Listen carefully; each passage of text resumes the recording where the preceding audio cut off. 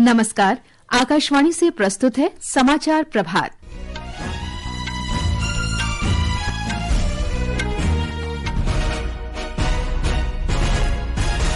प्रधानमंत्री नरेंद्र मोदी मंगलवार को मॉरिशस की 2 दिन की यात्रा पर जाएंगे। संसद के बजट सत्र का दूसरा चरण कल से शुरू होगा। दिल्ली सरकार ने पात्र महिलाओं को 2,500 रुपए प्रतिमाह देने के लिए महिला समृद्धि योजना को स्वीकृति दी।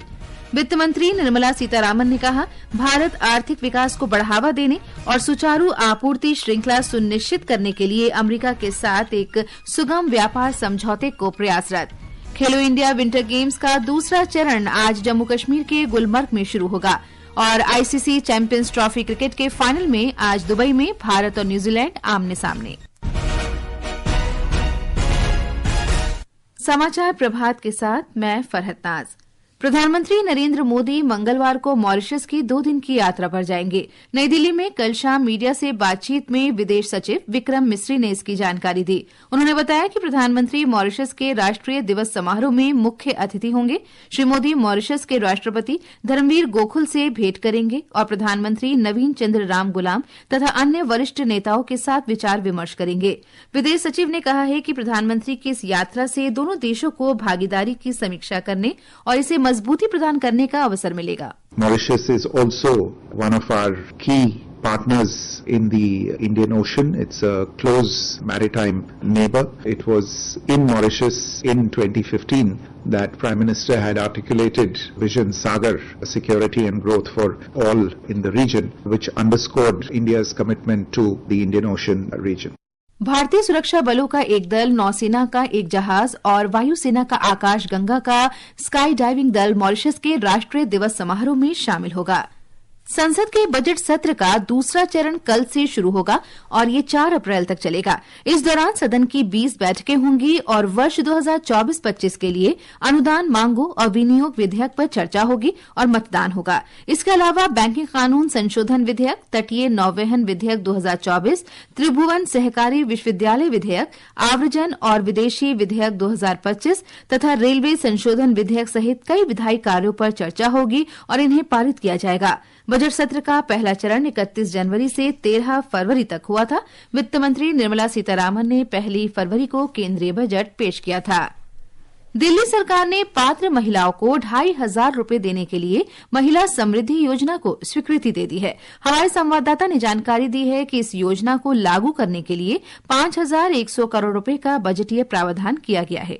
इस योजना के सफल क्रियान्वयन के लिए दिल्ली की मुख्यमंत्री रेखा गुप्ता की अध्यक्षता में एक समिति गठित की गई है। इस समिति में दिल्ली के मंत्री आशीष सूद, प्रवेश साहिब सिंह और कपिल मिश्रा सदस्य के रूप में शामिल हैं। दिल्ली कैबिनेट की मंजूरी के बाद एक प्रेस कॉन्फ्रेंस कर मुख्यमंत्री ने कहा कि महिला समृद्धि योजना के लिए पंजीकरण प्रक्रिया शुरू करने के लिए एक पोर्टल लॉन्च किया जाएगा। चुनाव के अपने संकल्प पत्र में दिल्ली की बहनों से जो वायदा हमने महिला समृद्धि योजना के तहत किया था, उसको हमने कैबिनेट में मोहर लगा दी है। एक पोर्टल बना करके इसके रजिस्ट्रेशन को तुरंत शुरू किया जाएगा। महिलाओं को दिए जाने वाले इस वित्तीय लाभ की पारदर्शिता, दक्षता और निर्बाध वितरण सुनिश्चित करने के लिए आधार आधारित eKYC और उन्नत तकनीक का उपयोग किया जाएगा। सकलैन अख्तर, आकाशवाणी समाचार, दिल्ली। वित्त मंत्री निर्मला सीतारामन ने कहा है कि भारत आर्थिक विकास को बढ़ावा देने और सुचारू आपूर्ति श्रृंखला सुनिश्चित करने के उद्देश्य से अमेरिका के साथ एक सुगम व्यापार समझौते के लिए प्रयासरत है। उन्होंने कल मुंबई में एक पुरस्कार समारोह में ये बात कही। एक रिपोर्ट। वित्त मंत्री ने कहा कि बढ़ते वैश्विक टैरिफ विवाद के बीच भारत को अमेरिकी टैरिफ का सामना करने वाले देशों से माल की संभावित डंपिंग से बचने के लिए चतुराई से कदम उठाना होगा। उन्होंने कहा कि भारत किफायती आयात पर निर्भर घरेलू उद्योगों के हितों की रक्षा भी करेगा। भारत और अमेरिका 2030 तक व्यापार को दोगुना करके $500 अरब करने के लक्ष्य के साथ एक द्विपक्षीय व्यापार समझौते पर बातचीत कर रहे हैं। वाणिज्य मंत्री पीयूष गोयल कल अमेरिका के वाणिज्य मंत्री के साथ व्यापार वार्ता करके वापस आए हैं। वित्त मंत्री ने ये भी कहा कि जीएसटी की दरें और कम होंगी तथा कर दरों और स्लैब को युक्ति संगत बनाने का कार्य लगभग अंतिम चरण में पहुंच चुका है। समाचार कक्ष से निखिल कुमार। भारत ने हाल ही में हुए द्विपक्षीय व्यापार समझौते के अंतर्गत ऑस्ट्रेलिया, संयुक्त अरब अमीरात, स्विट्जरलैंड और नॉर्वे के लिए लागू अपने औसत आयात शुल्क को काफी हद तक हटा दिया है। सूत्रों के अनुसार वर्तमान में यूरोपीय संघ और ब्रिटेन सहित अन्य देशों के साथ इसी तरह की बातचीत जारी है। इस बीच भारत और अमेरिका ने वर्ष के अंत तक पारस्परिक बहुक्षेत्रीय द्विपक्षीय व्यापार समझौते के पहले चरण की बातचीत करने पर सहमति व्यक्त की है। प्रधानमंत्री नरेंद्र मोदी और अमेरिका के राष्ट्रपति डोनाल्ड ट्रंप ने वार्ता को आगे बढ़ाने के लिए वरिष्ठ प्रतिनिधियों को नामित करने का प्रस्ताव किया है। इसके बाद वाणिज्य और उद्योग मंत्री पीयूष गोयल के नेतृत्व में भारतीय प्रतिनिधि मंडल ने इस सप्ताह वॉशिंगटन का दौरा किया और अमेरिका के वाणिज्य सचिव तथा अमेरिकी व्यापार प्रतिनिधियों के साथ बैठक की। सीरिया के तटीय क्षेत्रों में जारी संघर्ष में मरने वालों की संख्या 1000 से अधिक हो गई है, जिसमें 745 नागरिक हैं। जवाबदेह में बृहस्पतिवार को शुरू हुई हिंसा भूमध्य सागर तट तक पहुंच गई है। सीरियाई मानवाधिकार संस्था ने बताया है कि मृतकों में 125 सरकारी सुरक्षाकर्मी और 148 असद समर्थक आतंकवादी थे। ये समाचार आकाशवाणी से प्रसारित किए जा रहे हैं। ताजा समाचार जानने के लिए आप हमारे social media handle X @AIR News Hindi को फॉलो कर सकते हैं।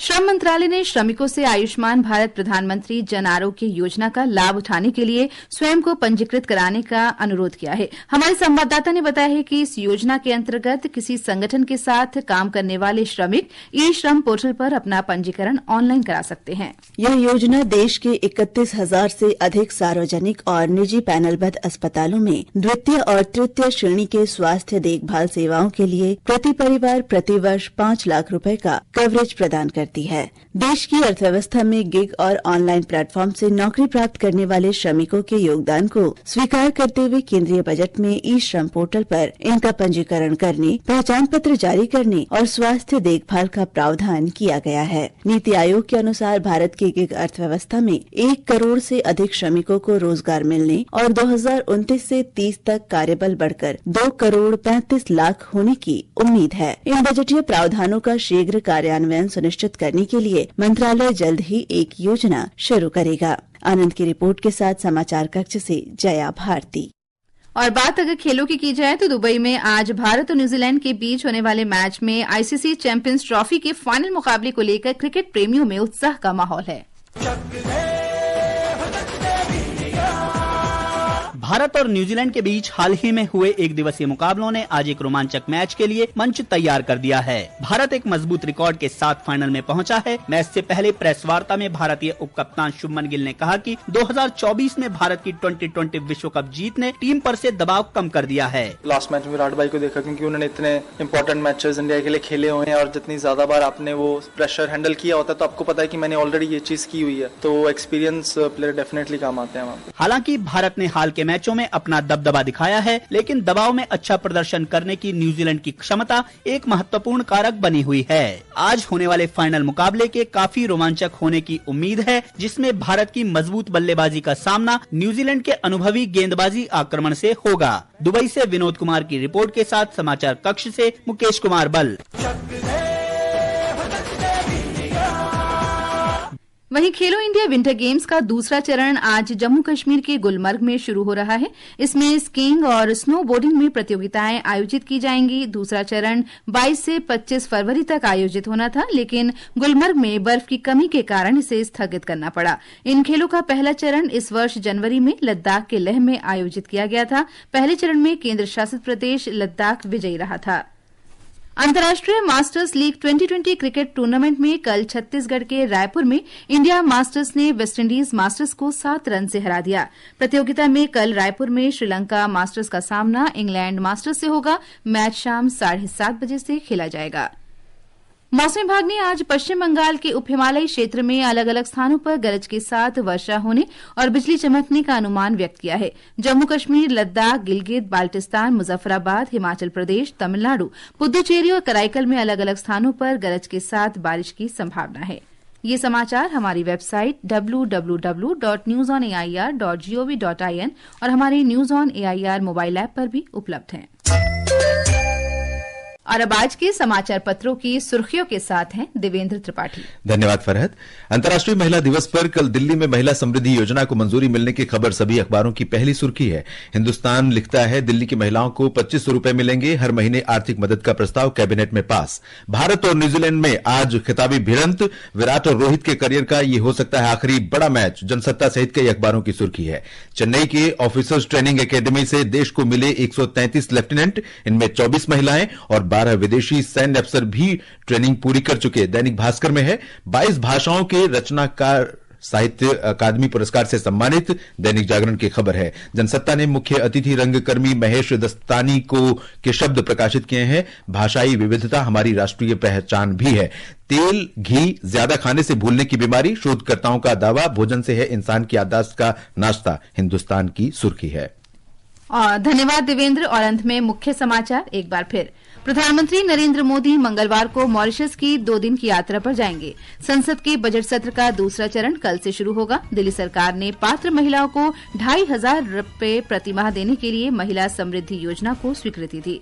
वित्त मंत्री निर्मला सीतारामन ने कहा, भारत आर्थिक विकास को बढ़ावा देने और सुचारू आपूर्ति श्रृंखला सुनिश्चित करने के लिए अमेरिका के साथ एक सुगम व्यापार समझौते को प्रयासरत। और खेलो इंडिया विंटर गेम्स का दूसरा चरण आज जम्मू कश्मीर के गुलमर्ग में शुरू होगा। इसके साथ ही समाचार प्रभात का ये अंक समाप्त हुआ। नमस्कार।